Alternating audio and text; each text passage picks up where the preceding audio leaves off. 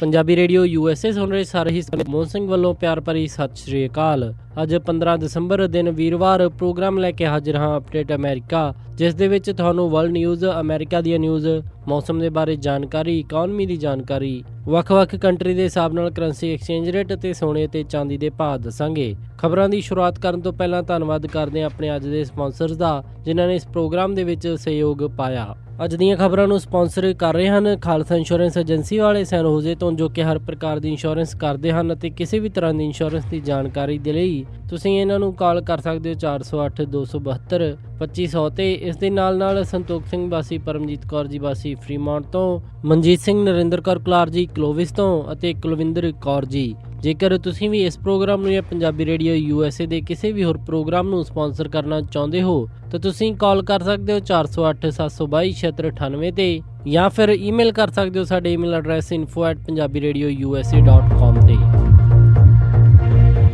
ਪਹਿਲਾਂ ਚੋਣਵੀਆਂ ਖਬਰਾਂ। US officials ਦੇ ਮੁਤਾਬਿਕ ਅਮਰੀਕੀ ਚੋਣਾਂ ਪ੍ਰਭਾਵਿਤ ਕਰਨ ਦੇ ਲਈ ਰਸ਼ੀਆ ਦੇ ਰਾਸ਼ਟਰਪਤੀ ਵਲਾਦੀਮੀਰ ਪੁਤਿਨ ਨਿੱਜੀ ਤੌਰ ਦੇ ਉੱਤੇ ਇੰਟਰਸਟ ਦਿਖਾ ਰਹੇ ਸਨ। ਵਾਈਟ ਸੁਪਰਮੇਸਿਸਟ ਡਾਇਲਨ ਰੂਫ ਨੂੰ ਚਾਰਲਸਟਨ ਦੇ ਵਿੱਚ ਇੱਕ ਚਰਚ 9 ਲੋਕਾਂ ਨੂੰ ਗੋਲੀ ਮਾਰਨ ਦੇ ਮਾਮਲੇ ਦੇ ਵਿੱਚ ਦੋਸ਼ੀ ਠਹਿਰਾਇਆ ਗਿਆ। ਚੋਣਾਂ ਤੋਂ ਬਾਅਦ ਦੇ ਵਿੱਚ US ਇਲੈਕਸ਼ਨ ਏਜੰਸੀ ਦੀਆਂ ਵੋਟਿੰਗ ਮਸ਼ੀਨਜ਼ ਹੈਕਰਸ ਦੁਆਰਾ ਬ੍ਰੀਚ ਕੀਤੀਆਂ ਗਈਆਂ। ਮਾਇਆਮੀ ਪੁਲਿਸ ਦੇ ਦਰਜਨ ਤੋਂ ਵੱਧ ਪੁਲਿਸ ਅਫਸਰ ਬੋਡੀ ਕੈਮ ਦੀ ਵਰਤੋਂ ਨਹੀਂ ਕਰ ਰਹੇ ਅਤੇ 31 ਸਾਲ ਤੱਕ ਗਲਤ ਸਜ਼ਾ ਭੁਗਤ ਰਹੇ ਵਿਅਕਤੀ ਨੂੰ ਮੁਆਵਜ਼ੇ ਦੇ ਤੌਰ ਤੇ ਮਿਲੇ ਸਿਰਫ $75। ਨਾਰਥ ਕੈਰੋਲਾਈਨਾ ਦੇ ਸ਼ਾਰਲਟ ਦੇ ਵਿੱਚ ਹੋਈ ਇੱਕ ਸ਼ੂਟਿੰਗ ਦੇ ਵਿੱਚ 2 ਲੋਕ ਮਾਰੇ ਗਏ ਅਤੇ 2 ਗੰਭੀਰ ਰੂਪ ਦੇ ਵਿੱਚ ਜ਼ਖਮੀ। ਹੁਣ ਖਬਰਾਂ ਵਿਸਥਾਰ ਦੇ ਨਾਲ। US ਆਫੀਸ਼ੀਅਲਸ ਦੇ ਵੱਲੋਂ ਆਈ ਜਾਣਕਾਰੀ ਦੇ ਵਿੱਚ ਸਾਹਮਣੇ ਆ ਰਿਹਾ ਹੈ ਕਿ ਰਸ਼ੀਆ ਦੇ ਰਾਸ਼ਟਰਪਤੀ ਵਲਾਦੀਮੀਰ ਪੁਤਿਨ ਖੁਦ ਪਰਸਨਲ ਤੌਰ ਦੇ ਉੱਤੇ ਅਮਰੀਕਾ ਦੀਆਂ ਇਲੈਕਸ਼ਨਜ਼ ਦੇ ਵਿੱਚ ਦਖਲਅੰਦਾਜ਼ੀ ਕਰਨ 'ਚ ਲੱਗੇ ਹੋਏ ਸਨ। ਇਸ ਰਿਪੋਰਟ ਦੇ ਮੁਤਾਬਿਕ US ਆਫੀਸ਼ੀਅਲਸ ਦਾ ਕਹਿਣਾ ਹੈ ਕਿ ਵਲਾਦੀਮੀਰ ਪੁਤਿਨ ਕਿਤੇ ਨਾ ਕਿਤੇ ਇਹ ਚਾਹੁੰਦੇ ਸਨ ਕਿ ਅਮਰੀਕਾ ਦੇ ਵਿੱਚ ਡੋਨਲਡ ਟਰੰਪ ਦੀ ਸਰਕਾਰ ਬਣੇ ਅਤੇ ਡੋਨਲਡ ਟਰੰਪ ਅਮਰੀਕਾ ਦੇ ਅਗਲੇ ਰਾਸ਼ਟਰਪਤੀ ਚੁਣੇ ਜਾਣ, ਅਤੇ ਇਹ ਸਭ ਕਰਨ ਦੇ ਲਈ ਰਸ਼ੀਆ ਨੇ ਹੈਕਰਸ ਦਾ ਸਹਾਰਾ ਲਿਆ ਅਤੇ US ਇਲੈਕਸ਼ਨ ਦੇ ਵਿੱਚ ਪੂਰੀ ਤਰ੍ਹਾਂ ਦਖਲਅੰਦਾਜ਼ੀ ਕਰਨ ਦੀ ਕੋਸ਼ਿਸ਼ ਕੀਤੀ, ਜਿਨ੍ਹਾਂ ਦੇ ਵਿੱਚ ਡੈਮੋਕ੍ਰੈਟਿਕ ਪਾਰਟੀ ਦੀਆਂ ਈਮੇਲਸ ਲੀਕ ਹੋਈਆਂ ਹੋਣ ਜਾਂ ਫਿਰ ਵਿਕੀਲੀਕਸ ਦੁਆਰਾ ਕੀਤੇ ਗਏ ਖੁਲਾਸੇ। ਇਹ ਸਭ ਕੁਝ ਦੇ ਪਿੱਛੇ ਰਸ਼ੀਆ ਦੇ ਰਾਸ਼ਟਰਪਤੀ ਵਲਾਦੀਮੀਰ ਪੁਤਿਨ ਖੜੇ ਨਜ਼ਰ ਆਉਂਦੇ ਹਨ। US ਆਫੀਸ਼ੀਅਲ ਨੇ ਇਹ ਵੀ ਆਪਣੀ ਰਿਪੋਰਟ ਦੇ ਵਿੱਚ ਦੱਸਿਆ ਕਿ ਰਸ਼ੀਅਨ ਹੈਕਰਸ ਦੁਆਰਾ ਰਿਪਬਲਿਕਨ ਪਾਰਟੀ ਦੇ ਈਮੇਲਸ ਖਾਤੇ ਵੀ ਹੈਕ ਕੀਤੇ ਗਏ, ਪਰ ਹਿਲਰੀ ਕਲਿੰਟਨ ਦੀ ਵਧ ਰਹੀ ਪੋਪੂਲੈਰਿਟੀ ਕਰਕੇ ਉਹਨਾਂ ਨੇ ਹਿਲਰੀ ਕਲਿੰਟਨ ਦੀਆਂ ਈਮੇਲਸ ਲੀਕ ਕਰਨਾ ਬਿਹਤਰ ਸਮਝਿਆ। ਉਧਰ ਹੀ ਇਸ ਆਏ ਬਿਆਨ ਦੇ ਉੱਤੇ ਡੋਨਲਡ ਟਰੰਪ ਕਾਫੀ ਖਿਜੇ ਹੋਏ ਨਜ਼ਰ ਆ ਰਹੇ ਹਨ। ਡੋਨਲਡ ਟਰੰਪ ਨੇ ਕਿਹਾ ਕਿ ਜੇਕਰ ਰਸ਼ੀਆ ਵਰਗਾ ਵੱਡਾ ਦੇਸ਼ ਐਡੇ ਵੱਡੇ ਪੱਧਰ ਦੇ ਉੱਤੇ US ਇਲੈਕਸ਼ਨ ਦੇ ਵਿੱਚ ਇੰਟਰਫੇਅਰ ਕਰ ਰਿਹਾ ਸੀ ਤਾਂ ਵਾਈਟ ਹਾਊਸ ਇਸ ਤੋਂ ਪਹਿਲਾਂ ਕੀ ਕਰ ਰਿਹਾ ਸੀ, ਅਤੇ ਹਿਲਰੀ ਕਲਿੰਟਨ ਦੇ ਹਾਰਨ ਤੋਂ ਬਾਅਦ ਦੇ ਵਿੱਚ ਹੀ ਉਹ ਹੁਣ ਇਹ ਸ਼ਿਕਾਇਤਾਂ ਕਿਉਂ ਕਰ ਰਿਹਾ ਹੈ। ਸਾਊਥ ਕੈਰੋਲਾਈਨਾ ਚਾਰਲਸਟਨ ਦੇ ਵਿੱਚ ਵਾਈਟ ਸੁਪਰਮੈਸਿਸਟ ਡਾਇਲਨ ਰੂਫ ਨੂੰ ਫੈਡਰਲ ਕੋਰਟ ਨੇ ਫੈਡਰਲ ਹੇਟ ਕ੍ਰਾਈਮ ਦੇ ਤਹਿਤ ਦੋਸ਼ੀ ਪਾਉਂਦੇ ਹੋਏ ਉਸ ਨੂੰ ਸਾਰੇ 33 ਮਾਮਲਿਆਂ ਦੇ ਵਿੱਚ ਦੋਸ਼ੀ ਠਹਿਰਾਇਆ। ਡਾਇਲਨ ਰੂਫ ਨੇ ਇੱਕ ਇਤਿਹਾਸਿਕ ਚਰਚ ਦੇ ਉੱਤੇ ਗੋਲੀ ਚਲਾਉਂਦੇ ਹੋਏ 9 ਅਫਰੀਕਨ ਅਮਰੀਕਨ ਲੋਕਾਂ ਨੂੰ ਮੌਤ ਦੇ ਘਾਟ ਉਤਾਰ ਦਿੱਤਾ ਸੀ। 17 ਜੂਨ 2015 ਨੂੰ ਹੋਏ ਇਸ ਹਾਦਸੇ ਦੇ ਉੱਤੇ ਤਕਰੀਬਨ 2.5 ਘੰਟੇ ਕੋਰਟ ਦੇ ਵਿੱਚ ਬਹਿਸ ਚੱਲੀ। ਜਿਊਰੀ ਨੇ ਇਸ ਮਾਮਲੇ ਦੇ ਵਿੱਚ ਇਸ ਨੂੰ ਦੋਸ਼ੀ ਠਹਿਰਾਉਂਦੇ ਹੋਏ ਆਪਣਾ ਫੈਸਲਾ ਰਾਖਵਾਂ ਰੱਖਦੇ ਹੋਏ ਫੈਸਲਾ ਲਿਆ ਹੈ ਕਿ 3 ਜਨਵਰੀ ਨੂੰ ਦੁਬਾਰਾ ਕੋਰਟ ਬੈਠੇਗੀ, ਜਿਸ ਦਿਨ ਡਾਇਲਨ ਰੂਫ ਦੀ ਸਜ਼ਾ ਦੇ ਉੱਤੇ ਵਿਚਾਰ ਕੀਤਾ ਜਾਏਗਾ ਕਿ ਉਸ ਨੂੰ ਫਾਂਸੀ ਦਿੱਤੀ ਜਾਏ ਜਾਂ ਫਿਰ ਉਮਰ ਕੈਦ ਦਿੱਤੀ ਜਾਏ। ਮੀਡੀਆ 'ਚ ਆਈ ਰਿਪੋਰਟਸ ਦੇ ਮੁਤਾਬਿਕ ਇਹ ਸਭ ਟਰਾਇਲ ਚੱਲਦੇ ਹੋਏ ਡਾਇਲਨ ਰੂਫ ਦੇ ਚਿਹਰੇ ਦੇ ਉੱਤੇ ਕੁਝ ਵੀ ਇਮੋਸ਼ਨਸ ਨਹੀਂ ਆ ਰਹੀਆਂ ਸਨ ਅਤੇ ਨਾ ਹੀ ਉਸ ਨੂੰ ਕੋਈ ਸ਼ਰਮਿੰਦਗੀ ਜਾਂ ਡਰ ਮਹਿਸੂਸ ਹੋ ਰਿਹਾ ਸੀ। ਸਾਊਥ ਕੈਰੋਲਾਈਨਾ ਦੀ ਗਵਰਨਰ ਨਿੱਕੀ ਹੈਲੀ ਨੇ ਵੀ ਇਸ ਫੈਸਲੇ ਦਾ ਸਵਾਗਤ ਕੀਤਾ ਹੈ।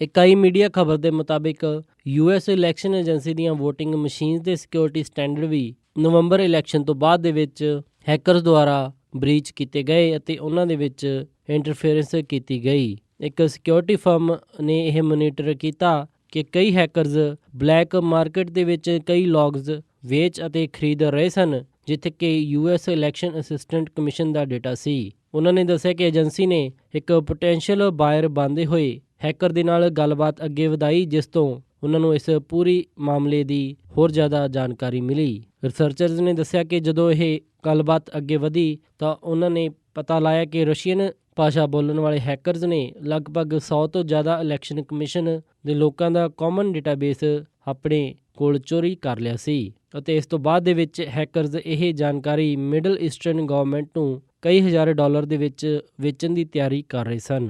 ਰਿਸਰਚ ਟੀਮ ਨੇ ਦੱਸਿਆ ਕਿ ਉਹਨਾਂ ਨੇ ਇਸ ਦੇ ਉੱਤੇ ਐਕਸ਼ਨ ਲੈਂਦੇ ਹੋਏ ਹੁਣ ਇਸ ਨੂੰ ਠੀਕ ਕਰ ਲਿਆ ਹੈ ਅਤੇ ਲਾਅ ਇਨਫੋਰਸਮੈਂਟ ਏਜੰਸੀ ਨੂੰ ਇਸ ਦੇ ਬਾਰੇ ਇਤਲਾਹ ਕਰ ਦਿੱਤੀ ਗਈ ਸੀ। ਇਸ ਪੂਰੇ ਮਾਮਲੇ ਦੀ ਜਾਂਚ FBI ਦੇ ਹਵਾਲੇ ਕਰ ਦਿੱਤੀ ਗਈ ਹੈ ਅਤੇ FBI ਇਸ ਦੇ ਉੱਤੇ ਪੂਰੀ ਡੂੰਘਾਈ ਦੇ ਨਾਲ ਜਾਂਚ ਕਰ ਰਹੀ ਹੈ।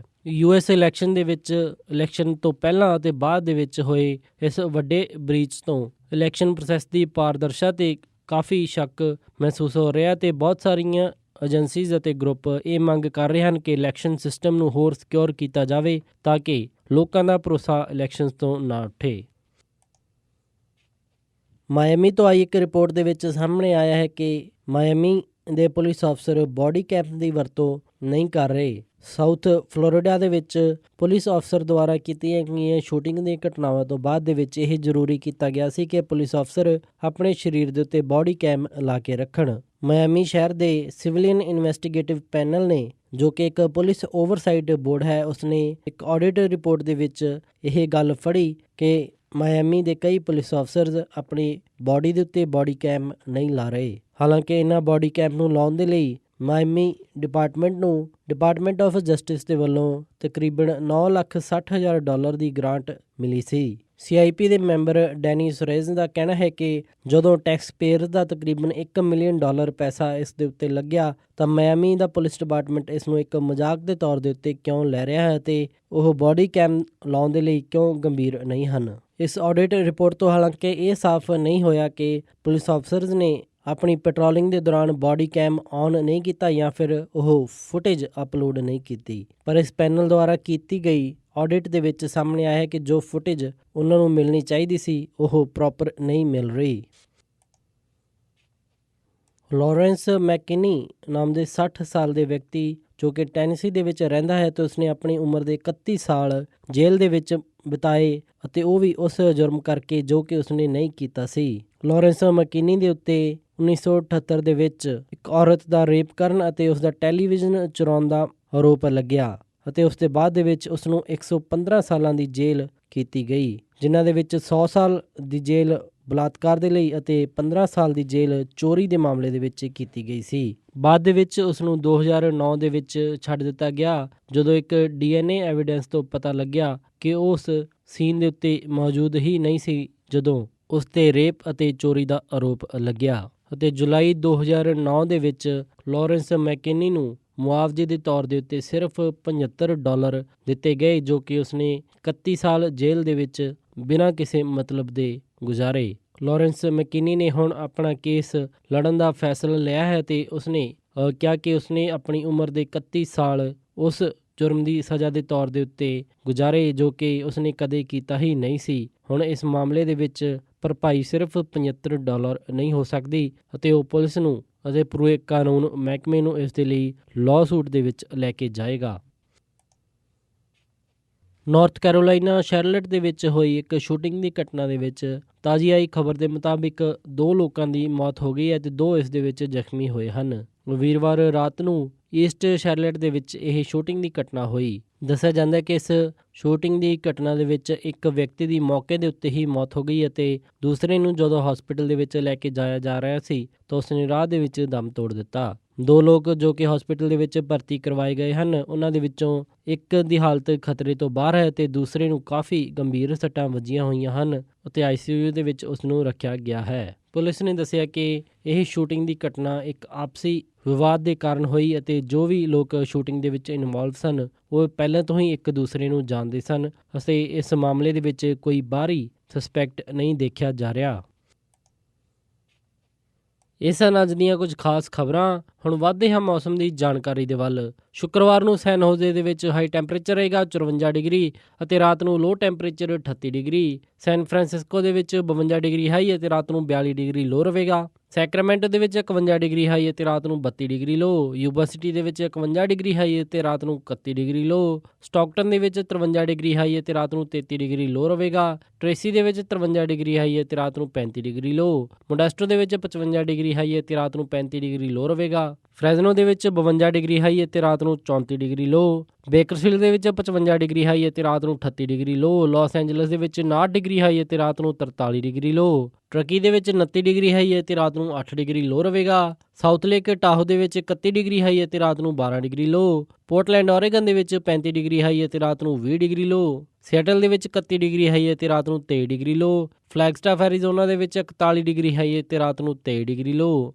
ਸਾਲਟ ਲੇਕ ਸਿਟੀ ਯੂਟਾ ਦੇ ਵਿੱਚ 49 ਡਿਗਰੀ ਹਾਈ ਅਤੇ ਰਾਤ ਨੂੰ 20 ਡਿਗਰੀ ਲੋ ਰਹੇਗਾ। ਸ਼ਿਕਾਗੋ ਦੇ ਵਿੱਚ 24 ਡਿਗਰੀ ਹਾਈ ਅਤੇ ਰਾਤ ਨੂੰ 22 ਡਿਗਰੀ ਲੋ। ਨਿਊਯਾਰਕ ਦੇ ਵਿੱਚ 29 ਡਿਗਰੀ ਹਾਈ ਅਤੇ ਰਾਤ ਨੂੰ 26 ਡਿਗਰੀ ਲੋ। ਟੋਰਾਂਟੋ ਕੈਨੇਡਾ ਦੇ ਵਿੱਚ -4 ਡਿਗਰੀ ਸੈਲਸੀਅਸ ਹਾਈ ਅਤੇ ਰਾਤ ਨੂੰ -6 ਡਿਗਰੀ ਸੈਲਸੀਅਸ ਲੋ ਰਹੇਗਾ। ਵਿਨੀਪੈਗ ਦੇ ਵਿੱਚ -19 ਡਿਗਰੀ ਸੈਲਸੀਅਸ ਹਾਈ ਅਤੇ ਰਾਤ ਨੂੰ -28 ਡਿਗਰੀ ਸੈਲਸੀਅਸ ਲੋ। ਕੈਲਗਰੀ ਦੇ ਵਿੱਚ -17 ਡਿਗਰੀ ਸੈਲਸੀਅਸ ਹਾਈ ਅਤੇ ਰਾਤ ਨੂੰ -22 ਡਿਗਰੀ ਸੈਲਸੀਅਸ ਲੋ। ਅਤੇ ਵੈਨਕੂਵਰ ਦੇ ਵਿੱਚ -2 ਡਿਗਰੀ ਸੈਲਸੀਅਸ ਹਾਈ ਅਤੇ ਰਾਤ ਨੂੰ -9 ਡਿਗਰੀ ਸੈਲਸੀਅਸ ਲੋ ਰਹੇਗਾ। ਪੰਜਾਬ ਅੰਮ੍ਰਿਤਸਰ ਦੇ ਵਿੱਚ 23 ਡਿਗਰੀ ਸੈਲਸੀਅਸ ਹਾਈ ਅਤੇ ਰਾਤ ਨੂੰ 5 ਡਿਗਰੀ ਸੈਲਸੀਅਸ ਲੋ ਰਹੇਗਾ। ਮੈਲਬਰਨ ਆਸਟ੍ਰੇਲੀਆ ਦੇ ਵਿੱਚ 27 ਡਿਗਰੀ ਸੈਲਸੀਅਸ ਹਾਈ ਅਤੇ ਰਾਤ ਨੂੰ 13 ਡਿਗਰੀ ਸੈਲਸੀਅਸ ਲੋ। ਅਤੇ ਲੰਡਨ ਦੇ ਵਿੱਚ 10 ਡਿਗਰੀ ਸੈਲਸੀਅਸ ਹਾਈ ਅਤੇ ਰਾਤ ਨੂੰ 6 ਡਿਗਰੀ ਸੈਲਸੀਅਸ ਲੋ। ਬਰਲਿਨ ਜਰਮਨੀ ਦੇ ਵਿੱਚ 3 ਡਿਗਰੀ ਸੈਲਸੀਅਸ ਹਾਈ ਅਤੇ ਰਾਤ ਨੂੰ -4 ਡਿਗਰੀ ਸੈਲਸੀਅਸ ਲੋ। ਅਤੇ ਫਰਾਂਸ ਪੈਰਿਸ ਦੇ ਵਿੱਚ 9 ਡਿਗਰੀ ਸੈਲਸੀਅਸ ਹਾਈ ਅਤੇ ਰਾਤ ਨੂੰ 1 ਡਿਗਰੀ ਸੈਲਸੀਅਸ ਲੋ ਰਹੇਗਾ। ਇਹ ਸੀ ਮੌਸਮ ਦੀ ਜਾਣਕਾਰੀ। ਹੁਣ ਵੱਧਦੇ ਹਾਂ ਸਟਾਕ ਮਾਰਕੀਟ ਦੀ ਇਨਫੋਰਮੇਸ਼ਨ ਦੇ ਵੱਲ। ਵੀਰਵਾਰ ਨੂੰ ਕਲੋਜ਼ਿੰਗ ਦੇ ਸਮੇਂ ਡਾਓ ਜੋਨਸ